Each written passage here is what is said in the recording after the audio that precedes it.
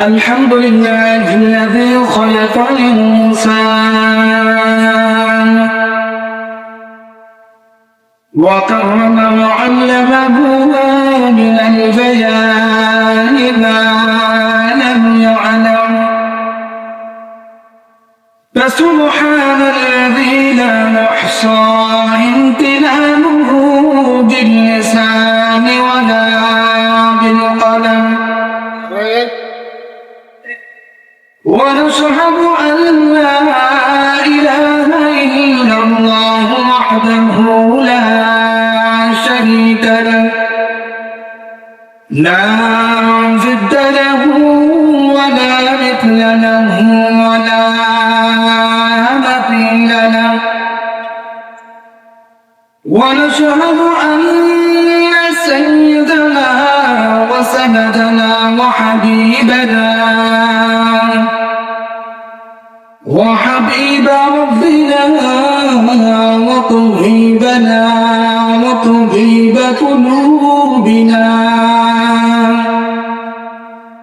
وطبيب قلوبنا ومولانا محمد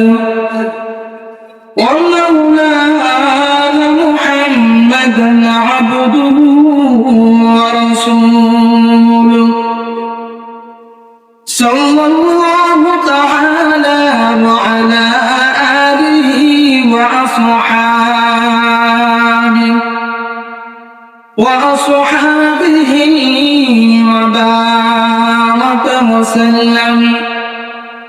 وبارك وسلم تسليما كثيرا عما بعد فأعوذ بالله من الشيطان الرجيم بسم الله الرحمن الرحيم أينما تكونوا يدرككم الموت ولو كنتم في بروج مشيدة وقال النبي صلى الله على آله وسلم أكثروا ذكر هذه لذات الموت وقال تعالى إن الله وملائكته يصلون على النبي يا أيها الذين آمنوا صلوا عليه وسلموا تسليما اللهم صل على محمد وعلى آل محمد كما صليت على إبراهيم وعلى آل إبراهيم إنك حميد مجيد اللهم بارك على محمد وعلى آل محمد كما باركت على إبراهيم وعلى آل إبراهيم إنك حميد مجيد سبحانك لا علم لنا إلا ما علمتنا إنك أنت العليم الحكيم ربي زدني علما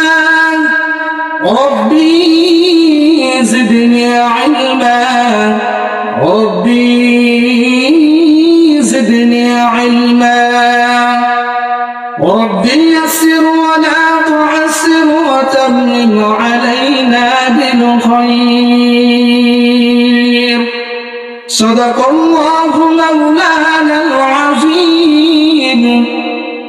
وصدق رسوله النبي الكريم ونحن على ذلك لمن الشاهدين والشاكرين والذاكرين والحمد لله رب العالمين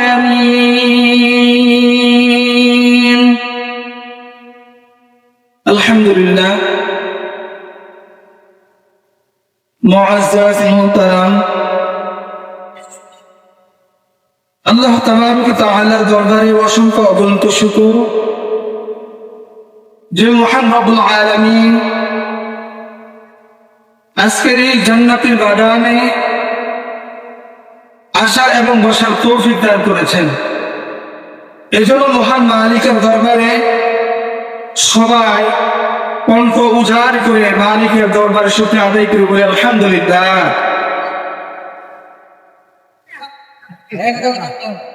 শুকরিয়া আদায় করলে লাভ হয় না লস হয়? কেমন লাভ হয়? আল্লাহ রাব্বুল আলামিন বলেন যে কোনো ব্যক্তি যদি আমি মালিকের শুকরিয়া আদায় করে তাহলে আমি মালিক তাকে নিয়ামত বাড়িয়ে দেব সুবহানাল্লাহ। আর যে ব্যক্তি আমার নিয়ামত খেয়ে আমার নিয়ামত করে আমারটা বুক করে আমি মালিকের শুকরিয়া আদায় করে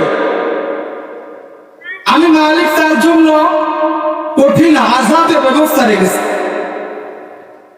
ইন্না আযাবি লাশাদীদ, আমি শক্ত আযাবের ব্যবস্থা রেখেছি। এজন্য সর্বসদা শুকরিয়া আদায় করতে হবে কার? আল্লাহ।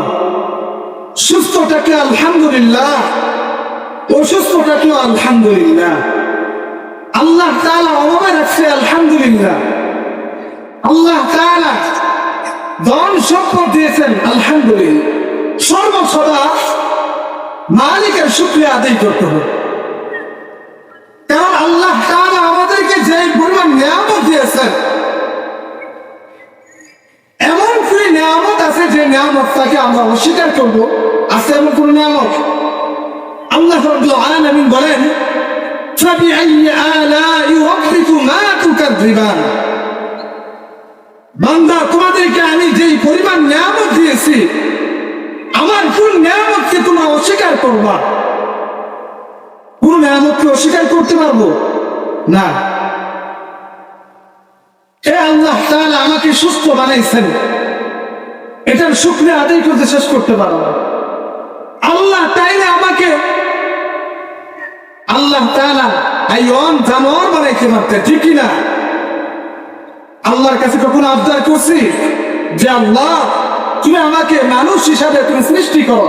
তখন আবদার করছি না। আল্লাহ তাআলা মানুষ হিসাবে আমাকে আপনাকে সৃষ্টি করছেন, এটা আল্লাহ তাআলার অনেক বড় নিয়ামত। আরেকটা নিয়ামত হলো আল্লাহ চাইলে আমাকে আপনাকে ইহুদি খ্রিস্টানদের ঘরে জন্মগ্রহণ করাইতে পারতেন, ঠিক কিনা? মালিক যে মুসলমানের ঘরে জন্মগ্রহণ করাইছেন এটার শুকরিয়া আদায় করতে শেষ করতে পারবো না, ঠিক কিনা? তার মানে এমন কোন নিয়ামত নাই যে নিয়ামতটাকে আমরা অস্বীকার করব। আল্লাহ তাআলা মানুষ বানানোর পরে সুস্থ বানাইছেন এবং প্রত্যেক দিন কার নিয়ামত গ্রহণ করতেছি? আল্লাহ। আর প্রত্যেক দিন আমরা প্রত্যেক দিন 550 লিটার অক্সিজেন প্রত্যেক দিন গ্রহণ করতেছি, ঠিক কিনা? কত লিটার? 550 লিটার অক্সিজেন প্রত্যেক দিন গ্রহণ করতেছি। এবং আমরা যে নিঃশ্বাস ছড়াইতেছি কার্বন ডাই অক্সাইড, এটা যদি আমাদের ভিতর থেকে বাহির না হইতো তাহলে আমাদের অবস্থা কেমন হইত? আমরা যেটা নিচ্ছি এটা হলো অক্সিজেন, যেটা বাহির করতেছি এটা হলো বিষ। এই বিষটাকে গ্রহণ করার জন্য আল্লাহ তাআলা সৃষ্টি করছেন এই গাছপালা তরুলতা যা দেখতেছেন, এই গাছগুলি আমাদের খেদমত করতেছে। কেমন খেদমত করতেছে? এই যে আমরা কার্বন ডাই অক্সাইড যেটা আমরা ছাড়তেছি, এই গাছ এটা আমাদের থেকে গ্রহণ করতেছে। আর অক্সিজেন অক্সিজেন গ্যাস আমাদেরকে দিচ্ছে। সুবহানাল্লাহ, সুবহানাল্লাহ। তার মানে মালিক আমাদেরকে এত পরিমাণ নিয়ামত দিয়েছেন যে মালিকের কোন নিয়ামতকে গণনা করে শেষ করতে পারবে। মুহতারাম হাজিরিন, একদিন আইসিইউর ভিতরে রাখলে বাংলাদেশের পত্রিকার মধ্যে আছে যে একদিন আইসিইউর মধ্যে রাখছিলেন, ৮০,০০০ টাকা বিল হচ্ছে। শুধু আপনি শ্বাস নিঃশ্বাসটা দিতে আপনার জন্য ইজি হয়, এটার জন্য আইসিইউর মধ্যে রাখে প্রত্যেক দিন ৮০,০০০ টাকা বিল উঠছে। তাহলে আমার আপনার যদি প্রত্যেক দিন এই অক্সিজেন কিনা রাখতো, আমার আপনার উপায় থাকতো? এখন তো হসপিটালের ভিতরে গেলে আইলাম শেখা যায়। কিরকম আইলাম শেখা যায়? যে আমরা যে প্রস্রাব, আমাদের দেহ থেকে যে প্রস্রাব বাইরে হয়, কোথাও সৃষ্টিতে হয় না। আপনি যখন টয়লেটের ভিতরে যান, যাওয়ার পরে আপনি নিয়োগ করছেন প্রস্রাব টলটল করে বাহির হচ্ছে। এই একদিনে এই প্রস্রাব বাহির করার জন্য এখন হসপিটালে যেটা কেরালা বলে আর কি, প্রস্রাব বাহির করার জন্য আটকিয়ে থাকলে ৩ থেকে ৩,৫০০ টাকা বিল আসে। এবার হিসাব করেন, যদি ১ মাস আমাদের এরকম হয় তাহলে ৯০,০০০ টাকা বিল। আল্লাহ তাআলা যদি এই নিয়ামতটাকে আমাদের থেকে কেড়ে নেন, তাহলে আমরা কি এটার বিল দিয়ে শেষ করতে পারবো? তার মানে মুহতারাম হাজিরিন, আল্লাহ তাআলার নিয়ামত আমি যেদিকে তাকাচ্ছি প্রত্যেকটা আমার জন্য আল্লাহ তাআলা নিয়ামত হিসাবে আল্লাহ তাআলা আমাকে আপনাকে দিয়েছে। আপনি একটু চিন্তা করে দেখেন, ভালো একটা জিনিস, ভালো একটা খাবার আপনি ১ দিন ২ দিন ৩ দিন রেখে দেন, এই খাবারটা কি হয়ে যায়? অ্যাসিড হয়ে যায়, ভাইরাসে আক্রান্ত হয়ে যায়। কিন্তু অথচ আমাদের পেটের ভিতরে কি পরিমাণ, আমাদের পেটের ভিতরে ময়লা আবর্জনা আছে। পৃথিবীর সব কিছু পরিষ্কার করার মতন সিস্টেম আছে, দাঁত পরিষ্কার করার মতো সিস্টেম আছে, আমাদের অঙ্গ প্রত্যঙ্গ বিভিন্ন জায়গা পরিষ্কার করার সিস্টেম আছে। এটা আমাদের পেট পরিষ্কার করার সিস্টেম আছে কোনো? তার মানে আল্লাহ তাআলা ওইখানে যে আমাদেরকে যে পোকাগুলি দিয়েছেন, এই পোকাগুলি আমার আপনার জন্য নিয়ামত, আমার আপনার খেদমত করতেছে। আরে কোন নিয়ামতকে আপনি অস্বীকার করবেন? বাংলাদেশের ভিতরে আপনি তাকায় দেখেন, আপনি আল্লাহ তাআলা আমাকে আপনাকে কত নিয়ামত দিয়েছেন। একটা সাপ আমার আপনার খেদমত করে, সাপের বিষ দিয়ে ঔষধ তৈরি করে, ঠিক কিনা? তাহলে তার মানে সাপটাও আমার আপনার জন্য খেদমতের জন্য আল্লাহ তাআলা সৃষ্টি করছেন। আর আমাকে আপনাকে সৃষ্টি করছেন শুধুমাত্র কেবলমাত্র তাহার গোলামি করার জন্য, তার ইবাদত করার জন্য। সুবহানাল্লাহ। 18,000 চাইতে আরো বেশি, যারা বলে 18,000 মাখলুকাত গণনা করে শেষ করা যাবে না। অসংখ্য অগণিত মাখলুকাত আমার আপনার খেদমতের জন্য সৃষ্টি করছেন। আর আমাকে আপনাকে আল্লাহ তাআলার খেদমতের জন্য, আল্লাহ তাআলার ইবাদত করার জন্য সৃষ্টি করেছেন। এই জন্য মুহতারাম হাজিরিন, এই অল্প কিছুদিনের হায়াতের জিন্দেগি, অল্প কিছুদিনের হায়াতের জিন্দেগিটাকে নষ্ট না করি, হেলায় হেলায় জীবনটাকে নষ্ট না করি। এই জীবনটাকে যদি গড়ে না যাইতে পারি, এই 60 বছর 70 বছর হায়াতের জিন্দেগি যদি গড়ে না যাইতে পারি, আমাদের কিন্তু উপায় থাকবে না। মুহতারাম হাজিরিন, আল্লাহ তাআলা এই দুনিয়ার জমিনে আমাকে আপনাকে পাঠাইছেন একটা পরীক্ষার হলের ভিতরে। যে পরীক্ষার হলের ভিতরে উত্তীর্ণ করতে পারবে তার জন্য রয়েছে জান্নাত, আর যেই পরীক্ষার হলের ভিতরে ফেল করবে তার জন্য রয়েছে জাহান্নাম। স্বাধীনতা আল্লাহ তাআলা দিয়ে দিয়েছেন, ফারিকুম ফিল জান্নাতি ওয়া ফারিকুম ফিস সাঈর। বান্দা, তোমাকে আমি 2টা রাস্তা দিয়ে দিলাম, তুমি চাইলে জান্নাতের রাস্তার দিকে যাইতে পারবা, তুমি চাইলে জাহান্নামের রাস্তার দিকে যাইতে পারবা। বান্দা, এটা তোমার সিদ্ধান্ত, তুমি কি জান্নাতে যাবা না জাহান্নামে যাবা। মুহতারাম হাজিরিন, যদি জান্নাতের কাজ করে না যাইতে পারি, তাহলে চিরস্থায়ী আখিরাত, যে আখিরাত আবাদুল আবাদ, যেখানে আমার শুরু আছে শেষ নাই, ওই আখিরাতটি 60 বছর 70 বছর, আখিরাতটি 60 বছর 70 বছর না। আরে সর্বশেষ যে ব্যক্তিটা মারা যাবে, ওই ব্যক্তিরা 40,000 বছর কবরে থাকতে হবে। হাসরের ময়দানে 50,000 বছর দাঁড়িয়ে থাকতে হবে এবং ফুলসিরাতের ফুল 30,000 বছর রাস্তা। এত লম্বা একটা সফর, এত লম্বা একটা সফর, ওই সফরের জন্য কি নিলাম, আমাদের সাথে কি নিয়ে রওনা হইলাম? আমরা দুনিয়ার সফরে এক জায়গা থেকে আরেক জায়গা যাই, আমাদের পরিপূর্ণ আসবাবপত্র যা আছে সব নিয়ে যাই। আর এত বড় লম্বা একটা সফর, এই সফরে যাওয়ার জন্য আমাদের প্রস্তুতি কতটুকু, প্রস্তুতি আমাদের কতটুকু? মুহতারাম হাজিরিন, একটু বিবেক দিয়ে চিন্তা করে দেখেন, আজকে যারা কবর দেশের মধ্যে তারাও বাঁচতে চাইছে, ঠিক কিনা? আমার আপনার মা বাবা আত্মীয় স্বজন তারা দুনিয়ার জমিন থেকে বিদায় হয়ে গেছে, তারাও বাঁচতে চাইছে, ঠিক কিনা? বাঁচতে চাই নাই?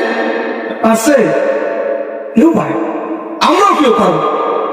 মৃত্যু থেকে পলায়ন করার মতন পৃথিবীর জমিনে এমন কোন বস্তু নাই যে বস্তুটা মৃত্যু থেকে পলায়ন করার পরে ওইটাতে পলায়ন করে থাকতে পারে। আল্লাহ তাআলা এটাই বলতেছেন, আইনামা তাকুনু ইউদরিকুমুল মাউতু ওয়ালাউ কুনতুম ফি বুরুজিন মুশাইয়্যা। যদি তোমরা একটা দুর্গের মধ্যে যদি পলায়ন করো, মৃত্যু তোমাদের ওই জায়গার মধ্যে পাকড়াও করবে। এজন্য আল্লাহ রাসূল বলছেন, আকরিবু যিকরা হালিমিল লাযাতিল মাউত, যে তোমরা মৃত্যুকে অধিক পরিমাণ স্মরণ করো। মৃত্যুকে যখন তুমি পরিপূর্ণ স্মরণ করবা, প্রত্যেকটা কাজ দেওয়ার আগে চিন্তা করবা যে আমি যে সামনের দিকে কদম বাড়াইতেছি, আমার মালিক যদি আমার না চায় তাহলে আমি সামনের দিকে কদম বাড়ানোর মতন আমার কোনো হিম্মত নাই, আমার কোনো শক্তি নাই, ঠিক কিনা? আল্লাহ তাআলা না চাইলে সম্ভব না। মুহতারাম হাজিরিন, আমরা এই মাহফিল থেকে উঠে বাড়ি পর্যন্ত চাইতে পারবো, কোনো গ্যারান্টি আছে? কোনো গ্যারান্টি নাই। প্রত্যেক দিন তো কত এলান হচ্ছে, প্রত্যেকটা মাইকের মিনার থেকে, মসজিদের মিনার থেকে এলান হচ্ছে। আজকে আব্দুর রহমান চলে গেছে, আগামীকাল আব্দুর রহিম চলে যাবে। এই সিরিয়াল বাই সিরিয়াল প্রত্যেক দিন, প্রত্যেক সেকেন্ডে তাম পৃথিবীর মধ্যে 3 জন করে মানুষ দুনিয়ার জমিন থেকে বিলীন। প্রত্যেক সেকেন্ডে।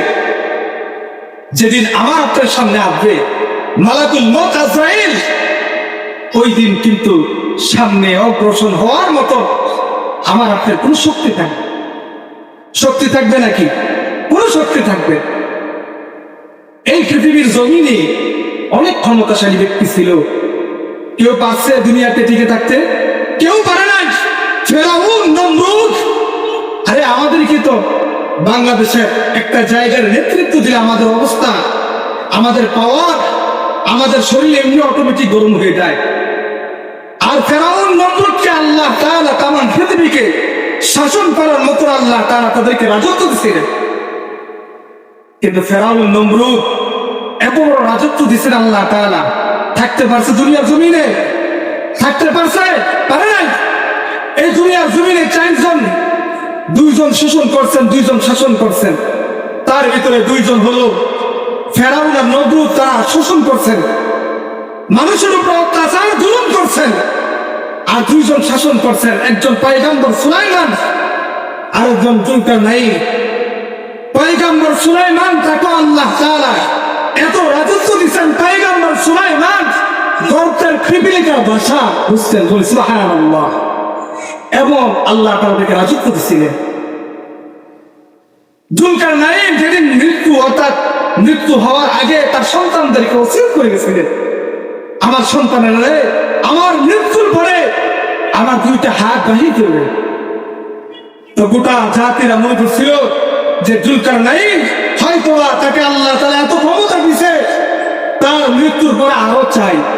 কিন্তু অর্থাৎ যুলকারনাইন কিন্তু এটা বুঝাইতে চায় না, এটা বুঝাইতে চাইছে যে আল্লাহ তাআলা আমাকে এত বড় রাজত্ব দিছে, কিন্তু আমার মৃত্যুর পরে আমার হাতে জিরো, কিছুই নিয়ে যেতে পারি, খালি হাতে ভিড়েই হয়েছে।